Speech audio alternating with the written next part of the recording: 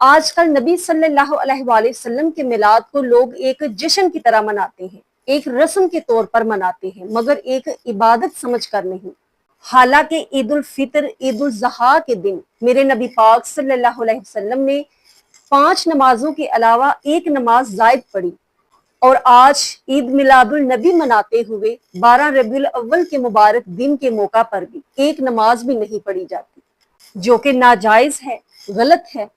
جھنڈیاں لگائی جاتی ہیں، پہاڑیاں بنائی جاتی ہیں، لائٹنگ کی جاتی ہے، اسی جگہ پر میلاد منایا جاتا ہے، اور پھر اسی جگہ پر گانے ڈھول ڈمکے شروع کر دیے جاتے ہیں۔ میلاد کو پریشانیوں کا حل سمجھ لیا گیا ہے، اور نبی پاک صلی اللہ علیہ وسلم کی جو تعلیمات ہیں ان پر عمل ختم کر دیا گیا ہے۔ میلاد کو بھی لوگ بسنت اور ویلنٹائن ڈے کی طرح مناتے ہیں، یعنی یہ ایک خوشی کا تہوار بن گیا ہے، اور ایمانی جو بات اور ایمانی روحانیت ہے، سکون ہے، وہ ختم ہو گئی ہے۔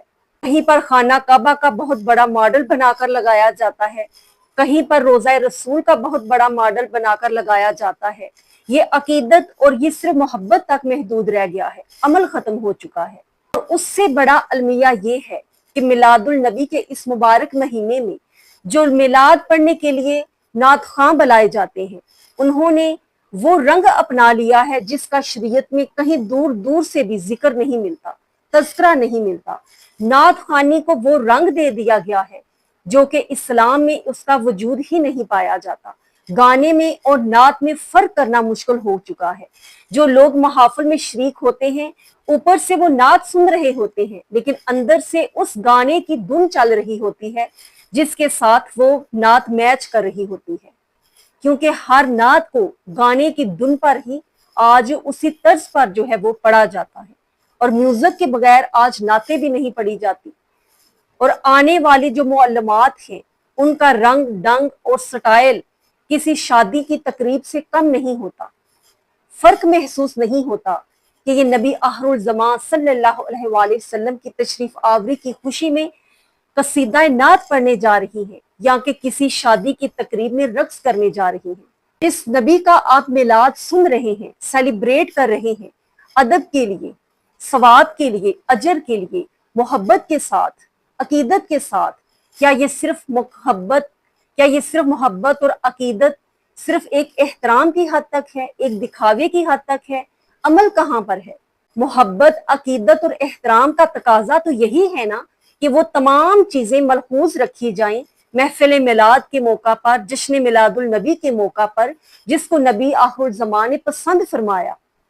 اور ہمارے استاد محترم فرمایا کرتے ہیں کہ لوٹے کے اندر اگر دودھ ڈال کر تمہیں دیا جائے تو کیا تم وہ پیو گے؟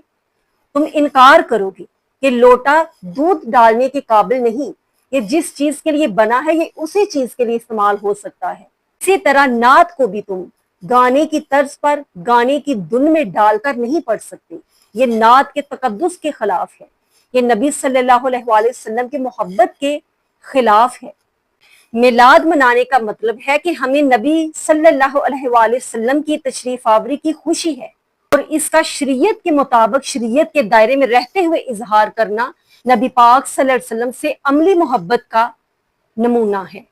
اعلیٰ حضرت فتاوی رضویہ اور جلد 23 میں فرماتے ہیں، جو وظیفہ تو پڑھے لیکن نماز نہ پڑھے وہ فاسق و فاجر ہے، اس کا وظیفہ اس کے منہ پر مارا جائے گا۔ ہاں، اگر کوئی بے نمازی جس کے گھر میں محفل میلاد ہے وہ کروا رہا ہے تو آپ اس کے گھر جا سکتے ہیں اس نیت سے کہ اس کی اصلاح ہو سکے، یا اس نیت سے اگر آپ نہیں جاتے کہ میرے نہ جانے سے اس کی اصلاح ہوگی، تو پھر آپ کا نہ جانا بھی درست ہے۔ کہا نہ کسی نے کہ عمل سے زندگی بنتی ہے جنت بھی جہنم بھی، یہ خاکی اپنی فطرت میں نہ نوری ہے نہ ناری ہے۔ ویڈیو اچھی لگی ہو اس کو لائک کیجئے، شیئر کیجئے، فرسٹ ٹائم آئے ہیں تو چینل کو ضرور سبسکرائب کیجئے۔ السلام علیکم ورحمۃ اللہ وبرکاتہ۔